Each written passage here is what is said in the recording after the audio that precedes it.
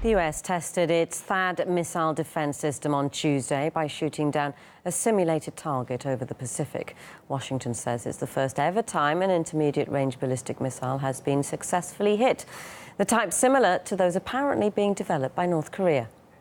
Parts of the American anti-missile system have already been installed in South Korea. Meanwhile, Pyongyang threatened to turn the US into, quote, a pile of ash if Washington tries to use military force to stop its nuclear program. Although the US drill was planned months ago, it's being seen as a response to North Korea's latest missile test earlier this month. After that test, President Trump expressed his dissatisfaction with China for not putting on more pressure on North Korea. RT's Emily Sue looks at how Washington's trying to lean on regional powers. Even before the 11 missile tests North Korea conducted this year, the U.S. has long demanded Beijing to do more to curb Pyongyang's nuclear program.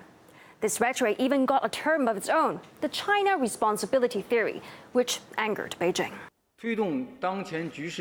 China is neither a focal point of contradictions over the issue nor a driving force behind the current escalation of tensions on the peninsula.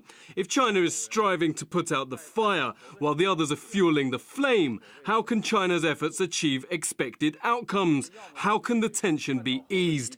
To be fair, China is Pyongyang's only major diplomatic ally and key economic partner. So it makes sense for the U.S. and others to urge Beijing to use its leverage on North Korea. China and other regional partners should also step up their efforts to help solve this security situation. We need to work together to deal with some of the pressing, difficult issues, such as the threat from North Korea. But is it fair to expect Beijing to ease tensions on the peninsula while Washington fans the crisis by flexing its military muscles in the region every chance it gets?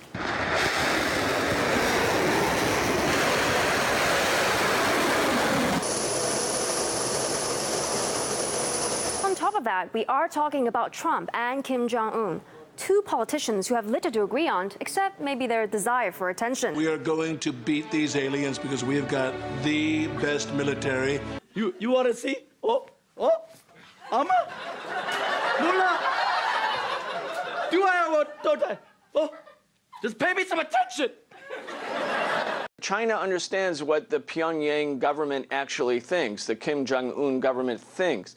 They believe that nuclear weapons are absolutely essential for their own security. The U.S. government carries out war exercises simulating the destruction of North Korea twice a year. They just did a nuclear bomb dropping drill. The Chinese never had the ability to tell North Korea what to do. Donald Trump either did not understand this, in other words, a failure on his part to actually understand the relationship, or he was just trying to do arm twisting against China. But we can see now from China's statement that they have run out of patience, that they consider it to be an abrogation of U.S. responsibility to find a way to come to a solution in the Korean crisis. Bear in mind that North Korea also said it's willing to return to the negotiating table if the U.S. is willing to meet the hermit state halfway, namely to stop large-scale joint military exercises with South Korea.